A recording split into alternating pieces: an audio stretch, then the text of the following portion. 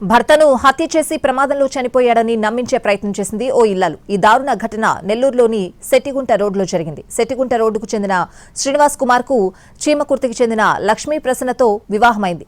వీరికి 2 పిల్లలున్నారు. శ్రీనివాస్ కుమార్ నిత్యం మద్యం తాగొచ్చి భార్యతో గొడవ పడేవాడు.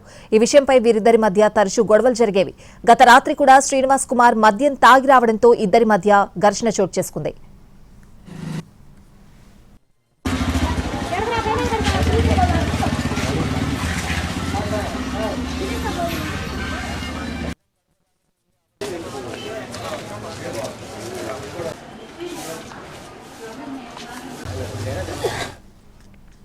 క్షణికావేశంలో లక్ష్మీ ప్రసన్న కత్తితో తన భర్తను పొడిచింది. అతను మృతి చెందడంతో రక్తం మరకలు తుడిచేసి మెట్ల మీద నుంచి కింద పడి చనిపోయాడని నమ్మించే ప్రయత్నం చేసింది. నవాపేట పోలీసులకి సమాచారం అందించడంతో ఘటనా స్థలానికి చేరుకుని తమదైన శైలిలో విచారించడంతో అసలు విషయం బయటపడింది. కేసు నమోదు చేసిన పోలీసులు లక్ష్మీ ప్రసన్నను అరెస్ట్ చేశారు.